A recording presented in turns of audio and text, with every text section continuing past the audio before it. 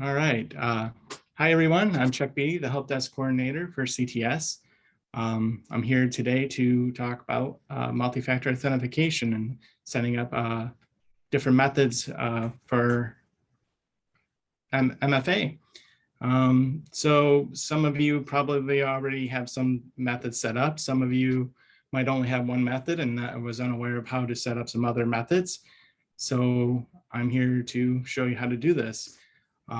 We're in the talks. We'll have a targeted date for June 17 about adding our federated services such as Banner, Brightspace, and I can't remember the other ones off the top of my head. Nicole, do you remember what those two were that I'm forgetting? MyOswego, DegreeWorks, Brightspace, and the target date right now is June 13th. Oh, sorry, 13th. So why don't I get in to show you some methods? So if you haven't set it up yet, you're probably going to see this. Let me share my screen. Okay. Yeah. Oop. Can you see my screen okay? Yes. Okay. So you're going to be greeted with a screen like this, and then you got to pick and choose your account. And I have a temporary account here to show you how, what you'll be seeing. So when you go to sign in, you'll be prompted to enter in your methods. So, so if we do a mobile app, we can choose receive notifications from verifications. So you click setup and you download the Microsoft Authenticator app on your phone. You have to do this in two different parts. You can't just do it from your phone because it'll cause an error. So once you have it all downloaded, you would just, let me pull up my MFA. One second. What we're looking at. There we go.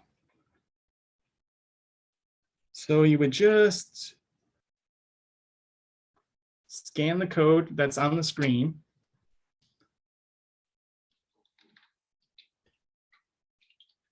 And once it's connected, you hit next. Then it asks you to enter in the code that's on your screen. Hit approve, that was me. And boom. So now it's asking you to enter in your phone number in case you lose your phone or lose access to the app. So you have to set it up with the state code.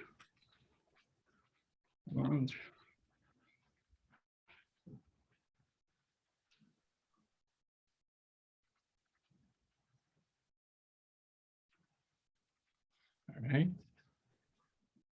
Oh, entry code required. I did do that. Sorry.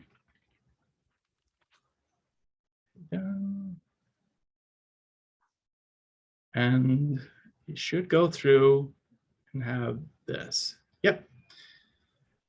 So additional verifications we can do.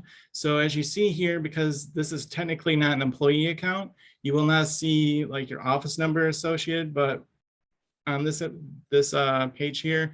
But when you go to set this up for yourself, you should have an option to use your office number.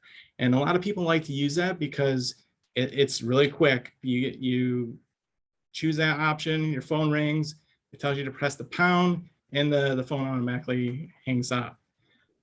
The good thing about the Microsoft Authenticator app is once you have it set up, you do not need to have cell service and you don't have to have internet service. So it just generates that code on your phone, then you use it to sign in. It takes about 30, I think you have 30 seconds before the code expires. So if you see it's blinking, we suggest that you just wait for the next time that the code repopulates. and then you would sign in with that. There is another method that we can do. Let me see. So I'll make sure you're gonna see this too. There's Google Authenticator. It's an extension that goes right on your webpage. So when you go to sign into that, let's see. It's a free extension. It just lives on the corner of your web page. So if I go to add this, I don't know if you can see it. Are you able to see my screen, or is it still the one screen? Yeah, we can see it. Okay. All right. So it should be in here. Yep. So it's right here. I always pin it to my bar so I don't have to fish around for it. So it's right here. So then, sorry, it's being blocked by the Zoom stuff. Let me close out of this. Okay. So is do set up another Authenticator app. Then I have to change it from here to not send notifications because for this one, it doesn't work that way. So all you do is just scan this by dragging and dropping the cursor, and it says that it added. So then you just click here. You see it's right there. So now we got to verify. And okay, now I just get the code. You can set it up to automatically allow for copy. Then you paste it. Wait for it to verify. And everything goes well, it'll add that as a method too. So this is another good way in case you don't have access to your phone, you don't have access to the Authenticator app. So this will follow you anywhere that you can sign into Google. So as long as you have, you synced your account with Google, you sign in, that thing will follow you to whatever computer you're on. So you don't have to worry about whatever connection, as long as you have an internet connection, I guess, because you need to sign into Google. Does anyone have any questions right now? I do, Chuck. Sure. So I've set up my account to use, the mobile app and also my office phone, and I think maybe even my home phone as well. So I think I'm all good with that. My question to you is, say I drop my phone in the lake or something, and it becomes no longer available. Right. I'm assuming that's a really bad thing. And it would be a lot of, trouble to get the authentication off of that phone and put on a new phone or something like that. Is there any way to back up, or how do you back up to guard against that kind of thing? So with the Microsoft Authenticator app, all you would really need to do, if you say you lost your phone like you described, you just re-download it and sign back in, and it syncs your account. All that stuff should be there. But if you had a problem where for some reason it wasn't working, you can just contact the help desk and we can actually go in there and remove your authentication methods, and then you just have to re-add it back. So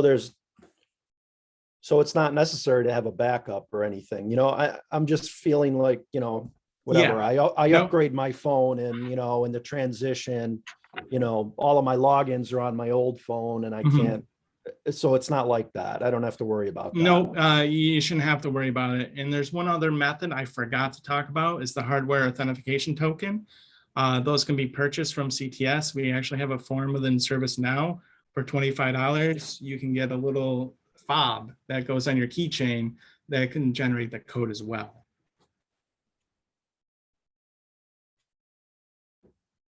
I think I'll pass on the $25. I get you. But yeah, you were saying I have another question. So we're doing MyOswego, DegreeWorks, all this kind of thing. That's coming up, right? I Yes. think Nicole said that. Yep. Right now, all of the email and, all of our whatever Google Workspace apps are not tied to the system, right? No, currently it's not, but you can, if you wanted it to be authenticated, Google has its own method right now. We are, I believe, looking into possibly eventually bringing Google into this form of authentication as well. Okay, but right now it's not on the, Yep. not in the list. Okay. So I have a question. I typed it into chat, but Oh, sorry, I didn't even see it. I tried to set up the Authenticator app on my phone, and I followed the directions that you have posted, but it didn't work. So who can help me with that? Sure. I mean, if I can help you after this meeting if you like, then do a one-on-one with you. Okay. Okay.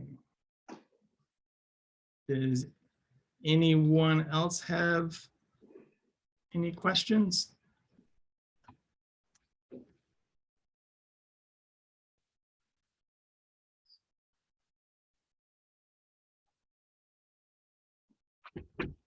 All right. Okay. Well, if we have a little time, I guess I can do this right here. Let me see. Let me double check, see what kind of authentication methods I see on your end. Let me stop sharing. Chuck, you may just want to have John stop the recording. Can we stop? Yeah, I was gonna say. Yeah, John, sorry.